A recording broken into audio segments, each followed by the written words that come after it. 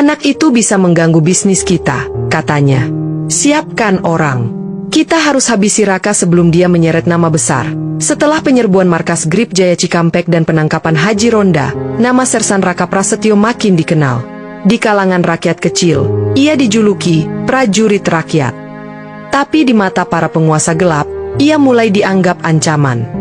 Di Jakarta, sebuah rapat gelap digelar di rumah mewah milik seorang mantan jenderal pensiunan yang kini jadi pengusaha tambang dan politisi partai besar. Kita terlalu lama membiarkan Raka, kata sang mantan jenderal sambil menyesap kopi. Dia bukan cuma bikin Grip Jaya porak-poranda. Dia mulai menggerakkan kesadaran TNI muda dan rakyat.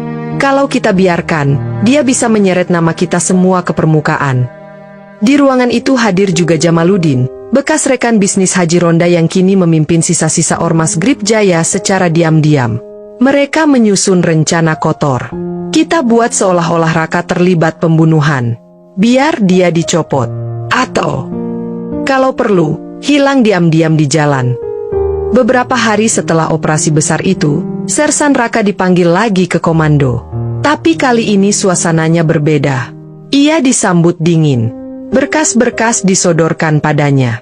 Ada laporan bahwa kau melanggar protap, Sersan, kata seorang perwira tinggi. Bahkan ada yang menuduhmu terlibat dalam penyiksaan terhadap tahanan sipil. Raka terkejut. Itu bohong, Pak.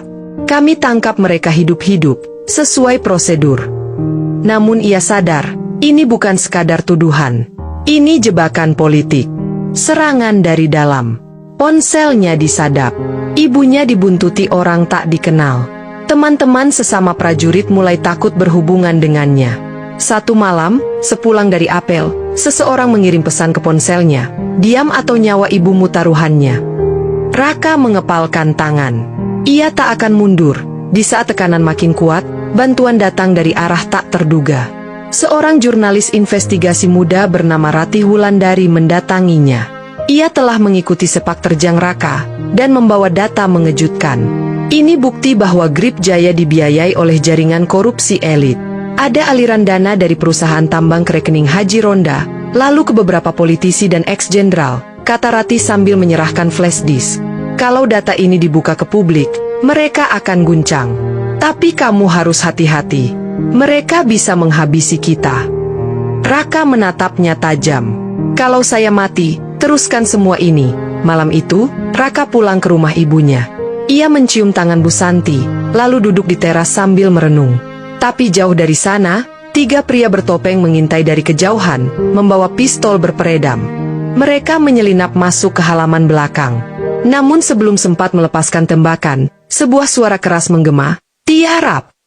Ternyata, beberapa prajurit muda yang setia pada Raka telah berjaga secara diam-diam. Mereka menghajar para penyerang dan menyeret mereka ke belakang rumah. Salah satu dari mereka berteriak, "Kami suruhan Jamaluddin. Kami cuma dibayar." Mata Raka merah membara. Berarti ini sudah bukan soal rakyat dan ormas lagi. Ini perang. Perang antara loreng dan pengkhianat negara. Dengan bantuan Ratih dan prajurit muda yang setia, Raka mulai menggalang kekuatan.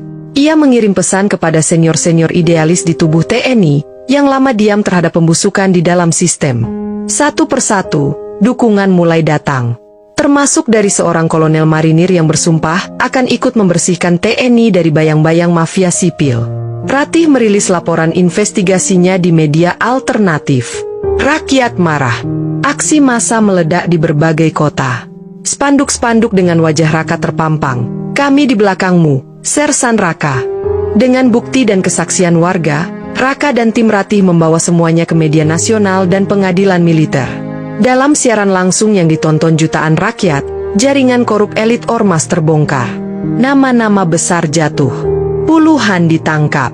Pemerintah pusat, tertekan oleh desakan rakyat, akhirnya mengesahkan perintah pembubaran Grip Jaya dan seluruh afiliasinya. Milisi-milisi liar diburu. Asetnya disita.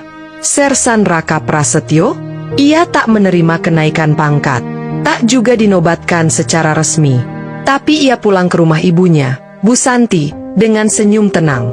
Di teras warung yang telah dibangun kembali, seorang pemuda menyodorkan segelas teh manis. "Om Raka, terima kasih ya. Sekarang warung ayahku gak dipalak lagi. Raka hanya mengangguk. Matanya menerawang ke langit senja yang mulai merah. Pesan dari cerita ini bukan sekadar cerita tentang amarah seorang prajurit. Ini kisah tentang rakyat kecil yang selama ini ditindas oleh ormas berkedok, penjaga ketertiban, tapi justru hidup dari hasil memeras mereka. Tentang seorang anak loreng yang memilih berdiri, meski tahu dirinya bisa dikorbankan oleh sistem yang busuk. Sersan Raka mewakili mereka yang berani berkata, "Cukup sudah." Karena suatu saat, rakyat tak akan diam. Dan ketika loreng turun bukan untuk kekuasaan, tapi untuk kebenaran, maka rakyat akan berdiri di belakangnya. Karena keadilan bukan milik orang kuat, tapi milik mereka yang berani melawan. Terima kasih sudah menyimak kisah ini. Jika kamu merasa tergerak, bantu sebarkan, like, share ke teman-temanmu, dan subscribe agar kamu tidak ketinggalan kisah-kisah inspiratif lainnya dari kami.